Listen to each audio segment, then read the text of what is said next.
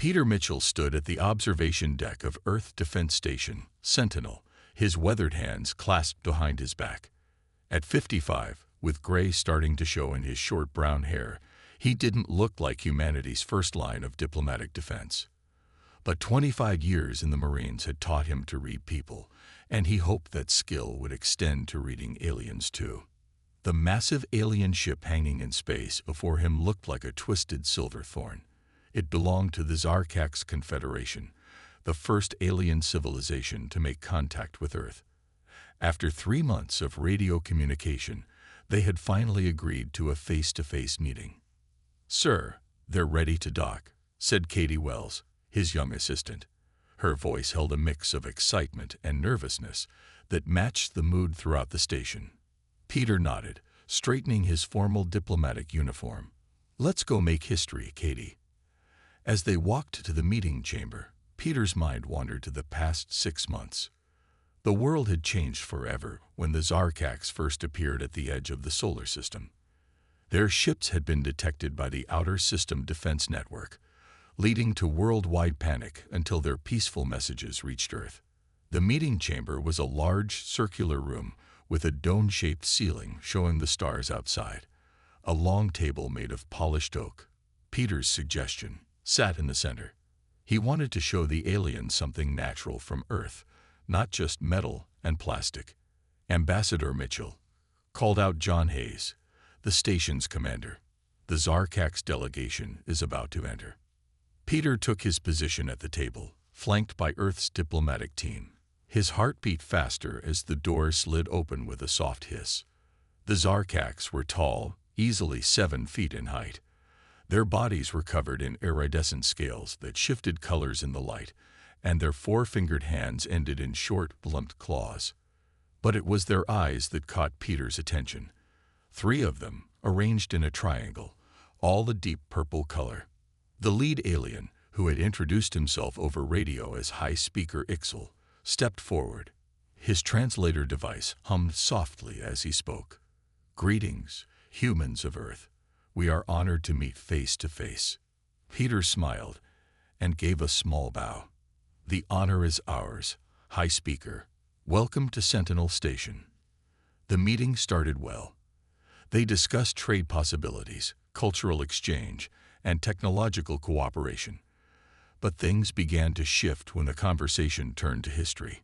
"Your historical records fascinate us," Ixel said, his scales shifting to a deeper blue. "We have been studying them since first contact. Your species has an unusual fixation with warfare." Peter chose his words carefully. "We have had our conflicts, yes, but we've learned from them.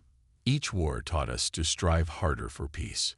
The High Speaker's scales flickered, a sign Peter had learned to recognize as agitation. "You misunderstand.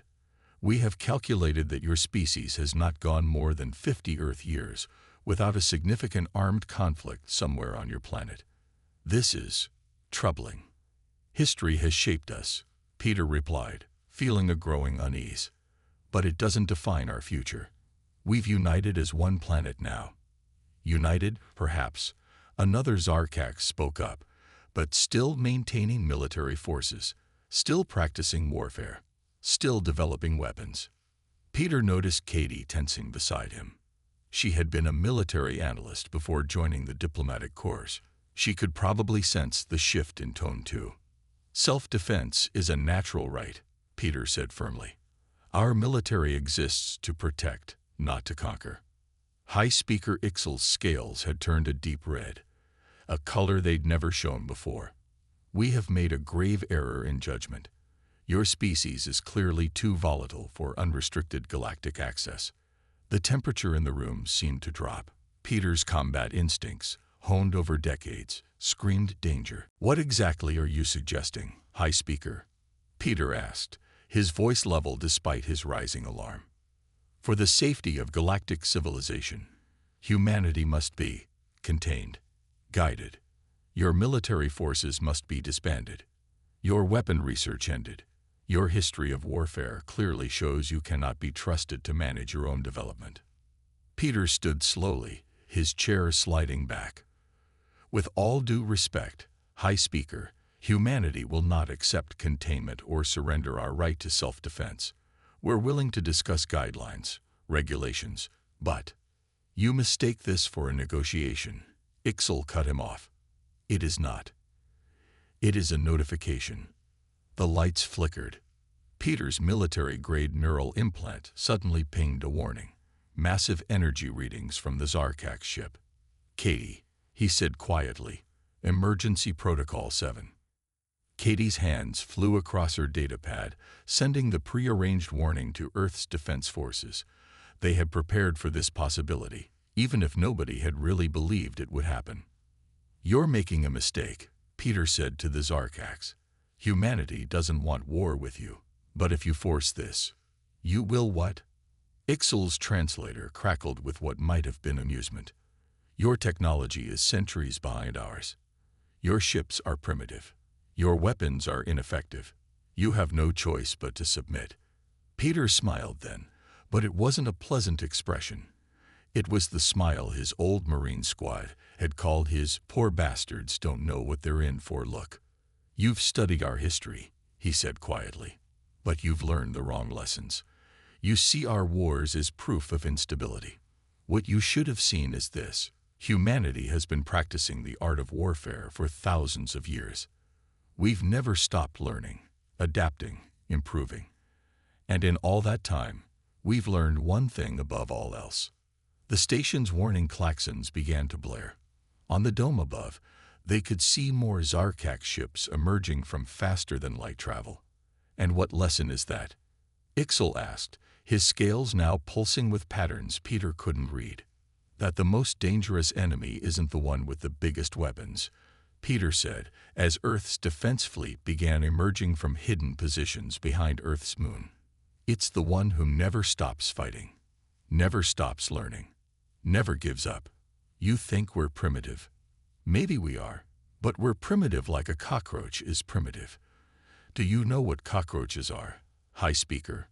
They're survivors. They adapt. They endure. The first explosions lit up space outside as the Zarkak ships opened fire, and humanity's first interstellar war began. You should have studied our history more carefully, Peter said, as security teams rushed into the chamber. Because if you had, you'd know the one thing that every would-be conqueror of humanity has learned the hard way.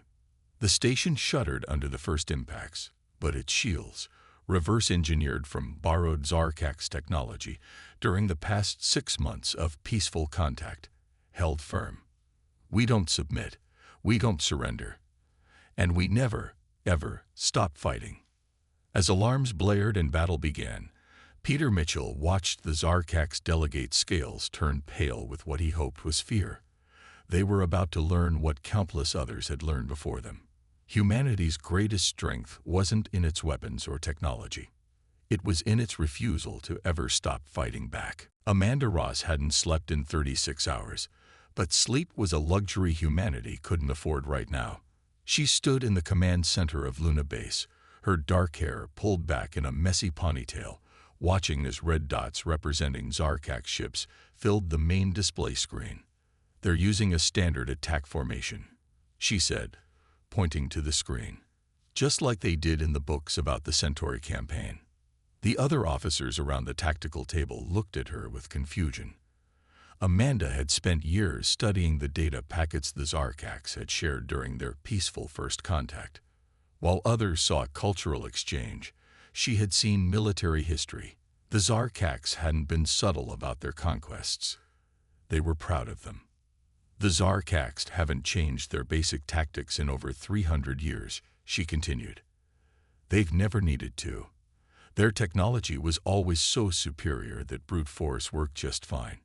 Colonel Stephen Adams, the base commander, leaned forward. And you think that's their weakness? Amanda nodded, her tired eyes brightening. They're predictable. And predictable means beatable. The Lunar Defense Center shook as another wave of Zarkak's energy weapons hit the shield grid. The aliens had been hammering Earth's defenses for 3 days now, surprised by humanity's shield technology, but still confident in their victory. Show me, Adams said. Amanda's fingers flew across the tactical display. Look here. They always protect their command ships with a diamond formation of 4 escort vessels. Always. They've done it this way for centuries because it works against enemies who fight the way they do. But we don't fight the way they do, Adams said, beginning to smile. Exactly. Amanda pulled up a different screen. We've got 200 years of submarine warfare experience. The silent running techniques, the wolf pack attacks. The Zarkax have never dealt with anything like that. Space is just a bigger ocean.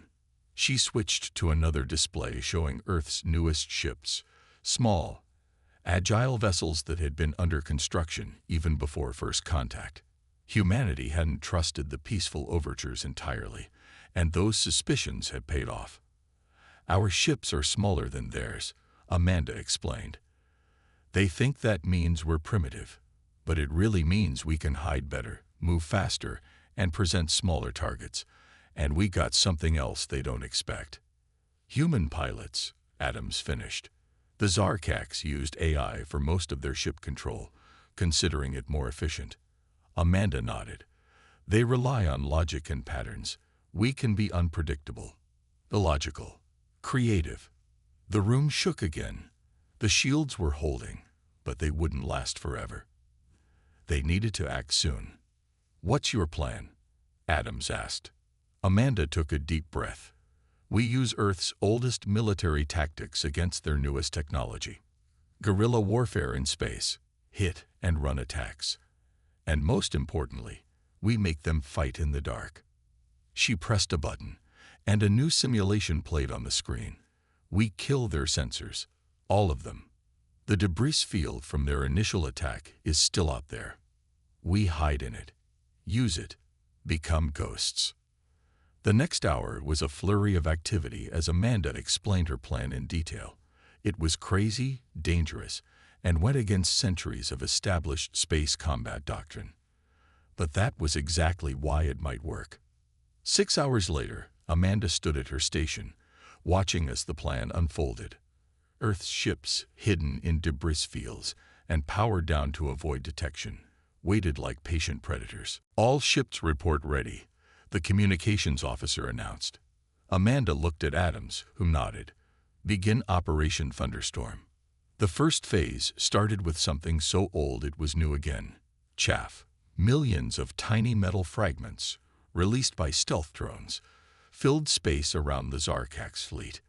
Their advanced sensors, designed to detect energy signatures and solid objects, were suddenly overwhelmed by countless small reflections. Their formation is breaking, someone called out. They're losing sensor lock. Launch Phase 2, Amanda ordered. Earth's ships powered up from their hiding places, but not all at once. They attacked in waves, striking from different directions, never staying in one place long enough to be targeted. Just like submarine warfare of old, they would strike and disappear back into the chaos of the debris field and chaff cloud. The Zarkax response was exactly what Amanda had predicted. They maintained their rigid formations, trying to create a defensive wall. But their wall had gaps. Gaps that Earth's smaller ships could slip through. Look at their command ships, Amanda said, pointing to the display. They're maintaining position relative to their escorts, just like they always do, just like they've done for 300 years.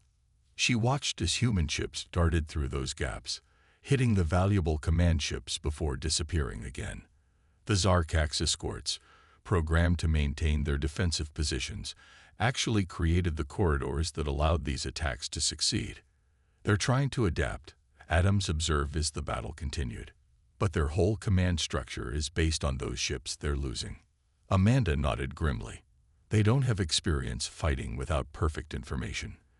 Their tactical doctrine assumes sensor superiority. Take that away.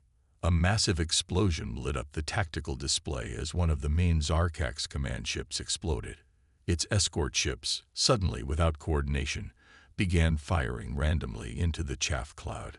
They're shooting at shadows, Amanda said softly. All those centuries of technological superiority. And they never learned to fight blind. The battle raged for hours. Earth's ships took losses. painful ones, but the Zarkak's losses were catastrophic. Their rigid tactics, so successful against other advanced civilizations, fell apart in the face of humanity's primitive warfare. Finally, after what seemed like forever, the remaining Zarkak ships began to retreat. Their neat formations were gone, replaced by a chaotic scramble to escape. The command center erupted in cheers, but Amanda kept watching the tactical display. She knew this was just the beginning. The Zarkaks would be back, and next time they would try to adapt. But that was okay. Humanity was good at adapting too. How did you know it would work? Adams asked her quietly. Amanda smiled tiredly. Because they made the oldest mistake in warfare. They assumed that technological superiority meant tactical superiority. They forgot that warfare isn't about who has the best weapons. It's about who uses what they have most effectively. She looked at the display showing the retreating alien ships. They thought they could just copy and paste the same tactics they've always used. But humanity, we've been fighting and adapting and improving our tactics for thousands of years. We've learned to work with what we have, to find ways to win even when we're outgunned.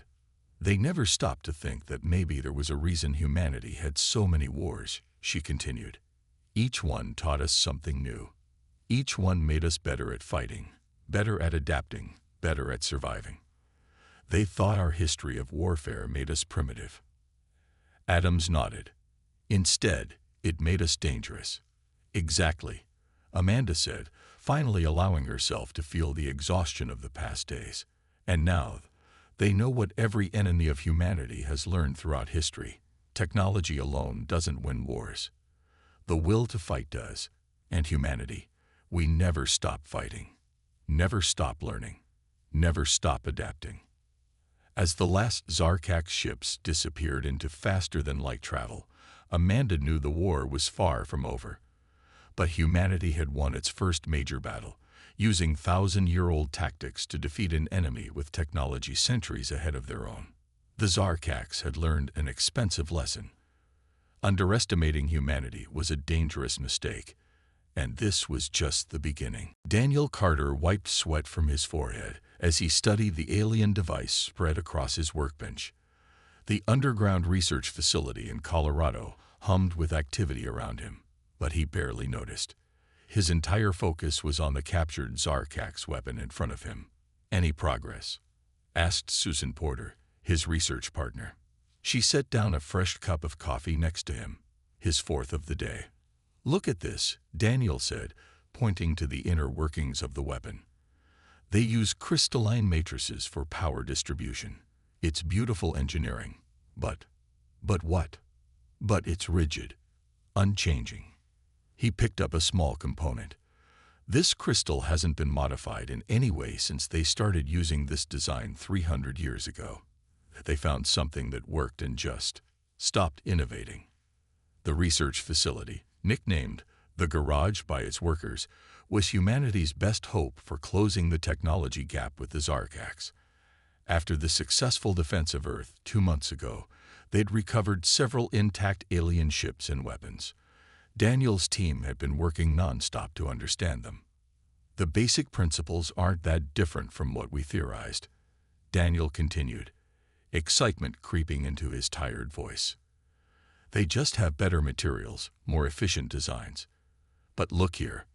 He pulled up a holographic display showing the weapon's power system. They built it to be perfect, but inflexible. We can do better. Susan leaned in closer. How? By being imperfect.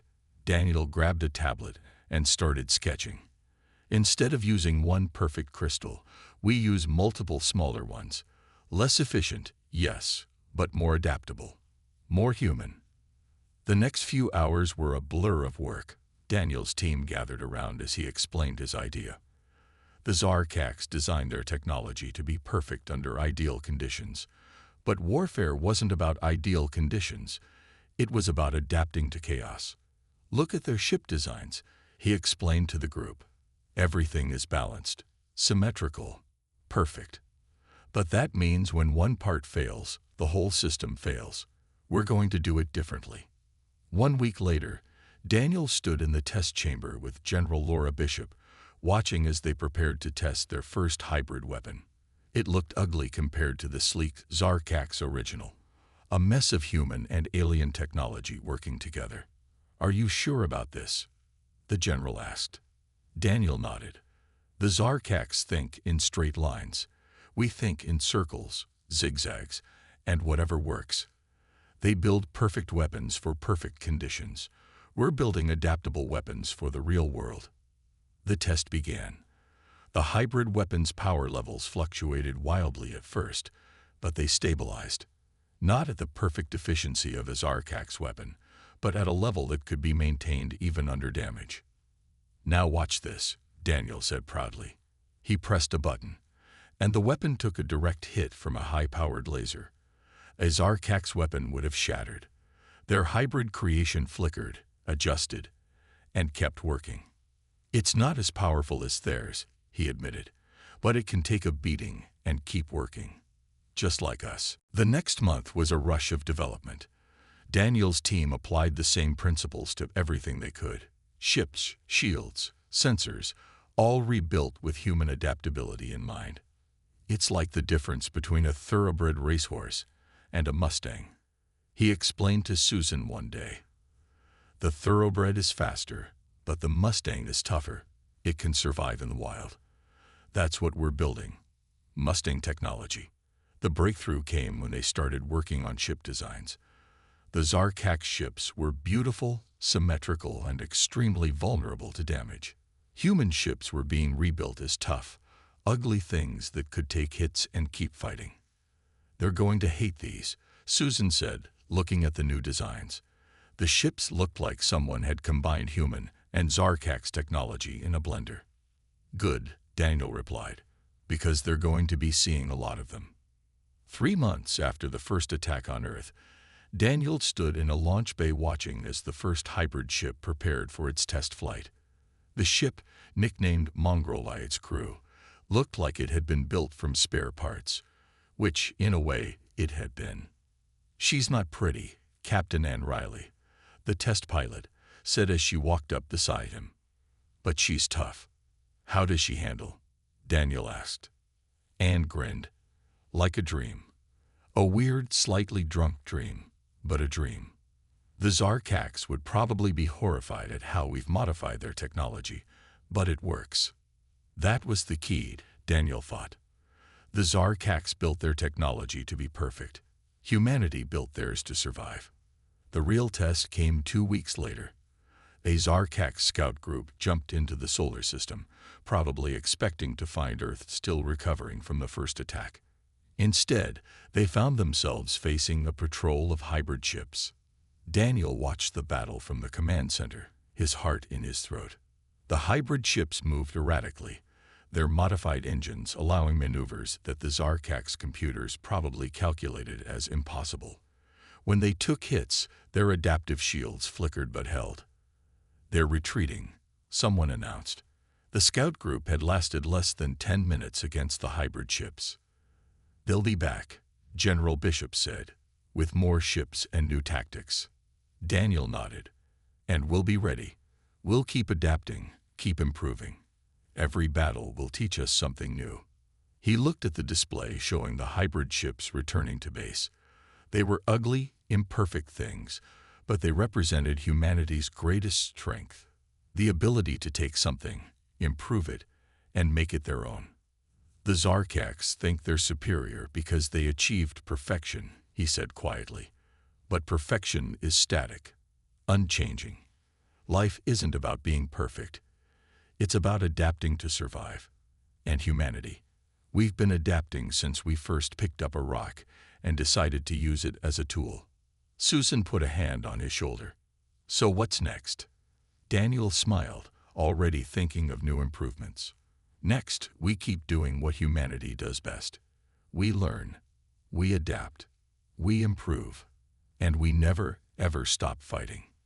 As he walked back to his lab, Daniel thought about how the Zarkax would react when they realized what humanity had done with their technology. They'd probably be horrified at how their perfect designs had been modified, adapted, and combined with primitive human technology. But that was the difference between their species. The Zarkax had spent centuries perfecting their technology.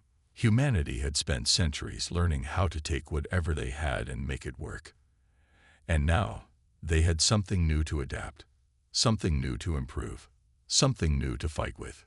The war was far from over, but humanity was doing what it had always done, taking the best of what was available and making it better, making it their own, making it something that could help them survive. Because that's what humanity did. They adapted, they survived, and they never stopped fighting. Lisa Martinez stood on the bridge of the Earth ship, defiant, watching the holographic display of space around her. 6 months had passed since the first Zarkax attack, and humanity had learned a lot in that time. Status report, she called out to her crew. The bridge was quiet except for the soft beeping of instruments and the low hum of the hybrid engines. All ships report ready, Commander. Her second-in-command, Hall Dixon, responded. The fleet is in position. Lisa nodded, studying the display. 50 ships waited in formation around her, a mix of converted older vessels and new hybrid designs. They weren't pretty, but they were tough, just like humanity. Remember your history lessons, she said over the fleet-wide channel. Today, we're not just Space Navy. We're going to be submarines, pirates, and guerrilla fighters all at once. The Zarkax still think in straight lines. We don't have to. The plan was crazy, but those seemed to work best against the Zarkax. For the first time, humanity wasn't just defending. They were taking the fight to enemy territory. Signal detected, the sensor officer announced. Multiple Zarkax ships dropping out of faster-than-light travel. Lisa watched as the enemy fleet appeared. Their ships were still beautiful, still perfect, and still predictable. The Zarkax had learned some lessons from their earlier defeats, but they couldn't change centuries of military doctrine overnight. Launch Operation Sea Storm, Lisa ordered. The human fleet split into 3 groups, just as navies had done for centuries on Earth's oceans. But instead of following the neat, orderly patterns the Zarkax expected, each group moved differently. Group 1, launch ghost drones, Lisa commanded. Hundreds of small, unmanned vehicles shot out from the human ships.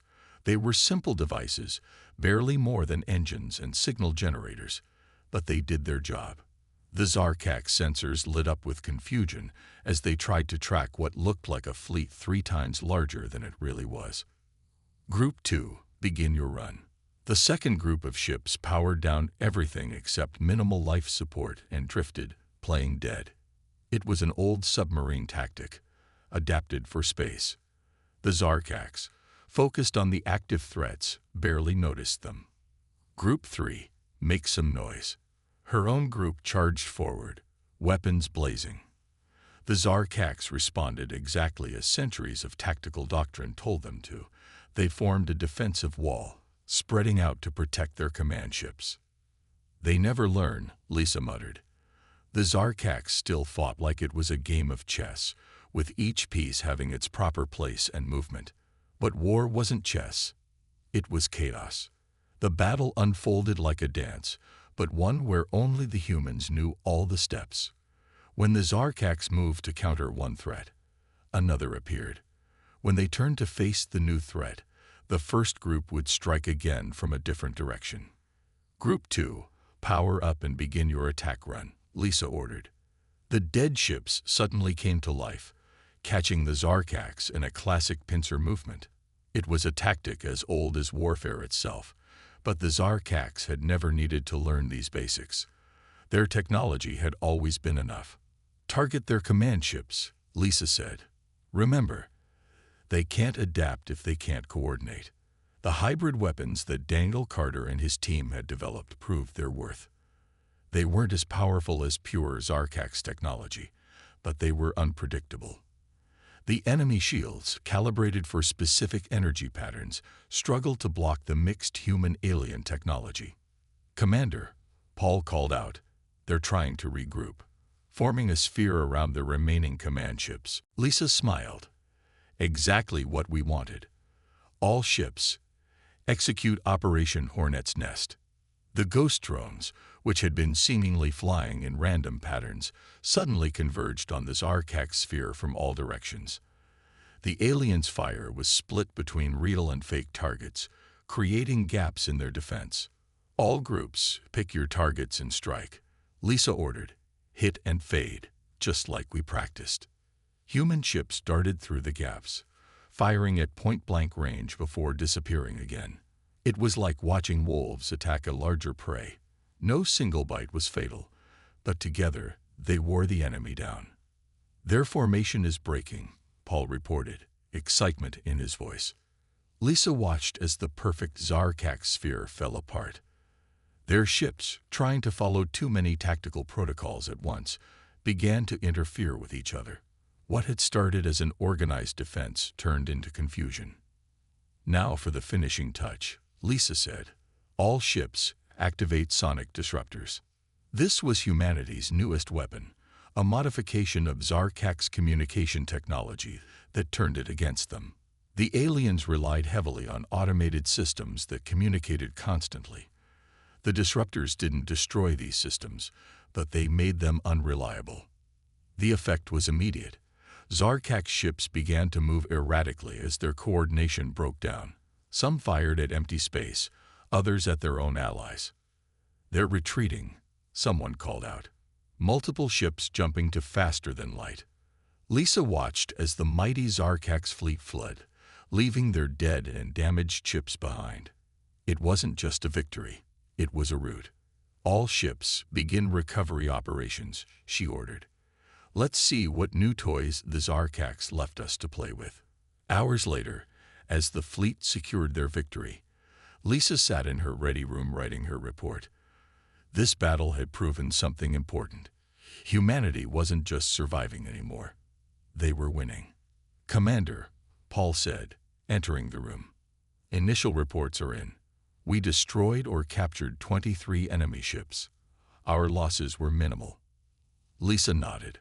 "They'll be back, probably with new tactics they copied from us." "But that's just it," Paul said, smiling. "They can copy our tactics, but they can't copy our way of thinking.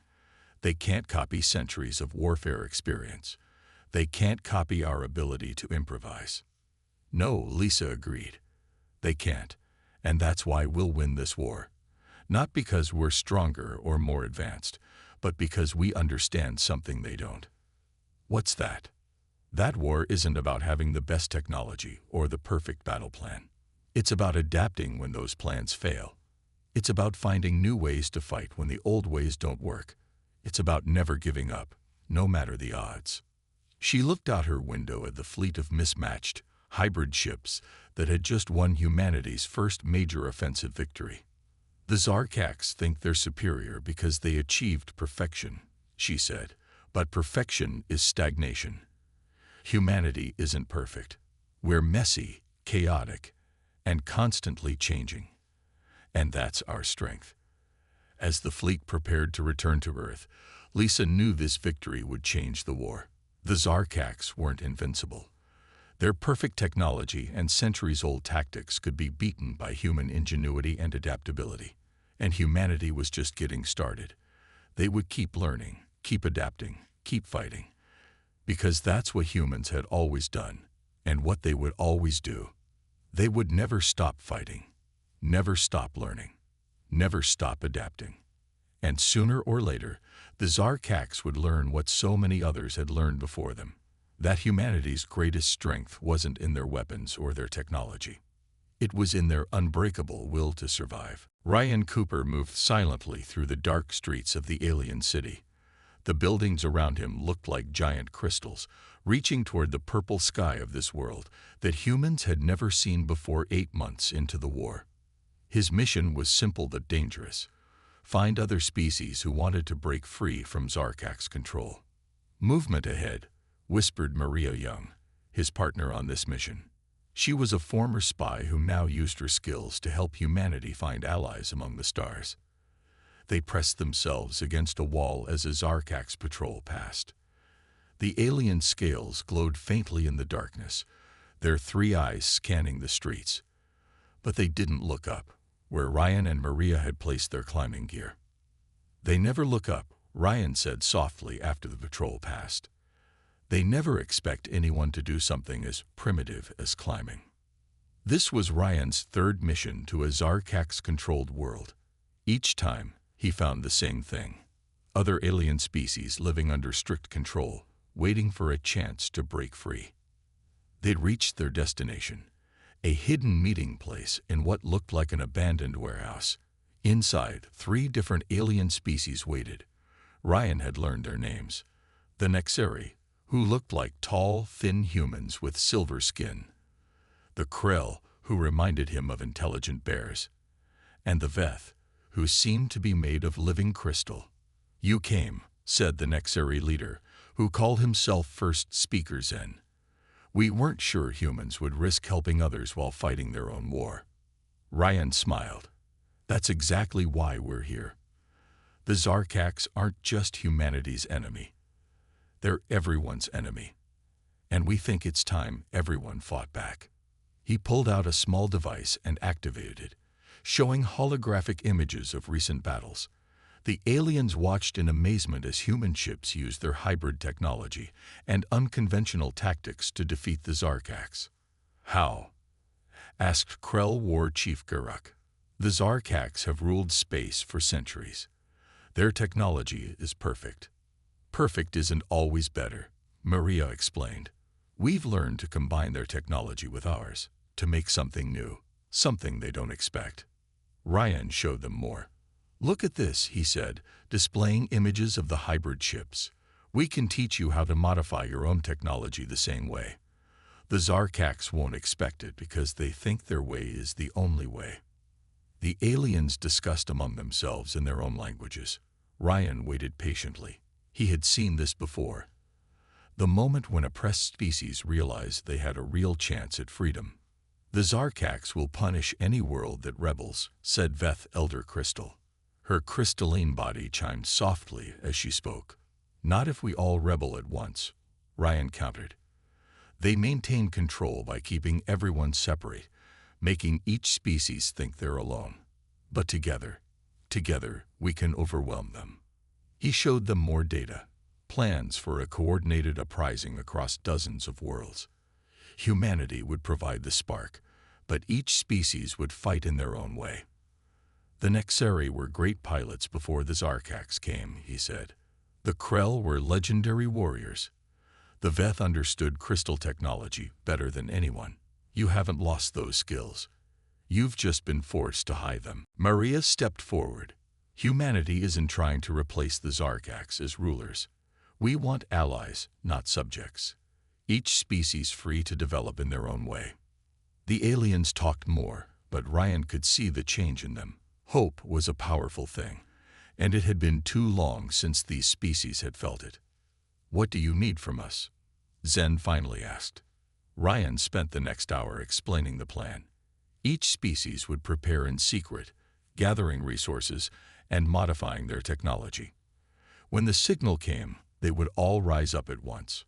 "The Zarkax think they're perfect," he explained, "but that makes them predictable. They'll never expect an attack from inside their own territory, especially not from species they think they've completely controlled." As the meeting ended, Guruk approached Ryan. "Why do humans help us? You could focus on defending your own world." Ryan thought about this. "Because humanity has learned something in all our years of fighting. The strongest warrior isn't the one who fights alone. It's the one who fights alongside friends." He looked at the gathered aliens. "Every species here has something unique to offer. The Zarkax tried to suppress that, to make everyone follow their perfect way. But diversity makes us stronger, not weaker." Over the next few weeks, Ryan and Maria traveled to more worlds, spreading the same message. They found the Tellari, who could see energy fields; the Merc, who understood stealth better than any other species; and many more. Each species had their own reason to hate the Zarkax. Each had their own skills that had been suppressed, and each was ready to fight back. "It's amazing," Maria said one night, as they prepared to return to Earth. Every species we meet has something different to offer. Different ways of thinking, different technologies, different strategies. Ryan nodded. That's why the Zarkax will lose in the end. They want everything to be the same, to follow their perfect pattern. But life isn't about patterns. It's about adaptation and change. The revolution was planned for 3 months later.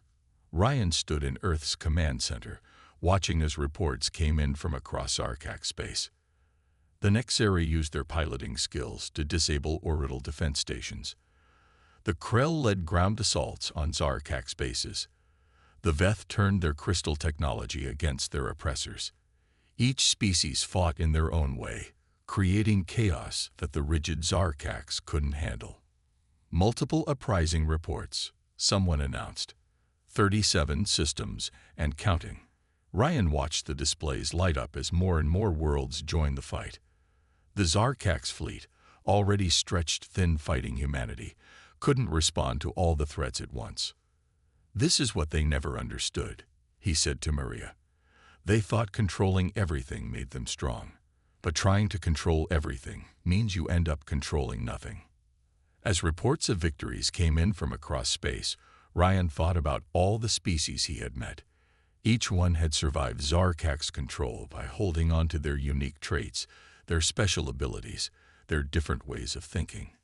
Unity doesn't mean everyone has to be the same, he said. True unity comes from different people working together, each contributing their own strengths. The uprising would change the galaxy forever. The Zarkax Empire, built on the idea of perfect uniformity, was being torn apart by the very diversity it had tried to suppress. And humanity had helped make it happen, not by being the strongest or most advanced, but by showing others that being different wasn't a weakness, it was a strength. The war wasn't over, but its nature had changed. The Zarkax were no longer fighting just humanity. They were fighting every species they had ever tried to control. And none of these species would ever stop fighting for their freedom. Peter Mitchell stood once again in a meeting chamber with the Zarkax, but everything was different now. 1 year had passed since their first encounter, and they were no longer on Earth's Sentinel station. This time, they met on the Zarkax homeworld, in their Grand Crystal Palace. Your species continues to surprise us, said High Speaker Ixel. His scales were a dull gray now, showing his exhaustion. We never expected this outcome. Peter looked around the room at the gathered representatives. Amanda Ross stood to his left, her tactical knowledge having helped win countless battles. Daniel Carter was there too, his hybrid technology having changed the nature of space warfare. Lisa Martinez, the fleet commander who had turned the tide of war, and Ryan Cooper, who had united the oppressed species against their common enemy. You made a mistake, Peter said calmly. You looked at our history of warfare and saw only violence. You should have seen what it really was, a history of learning, adapting, and surviving.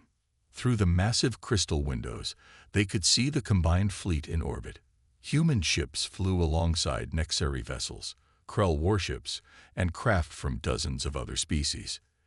Each was unique, each fighting in their own way, and together they had brought the mighty Zarkax Empire to the negotiating table.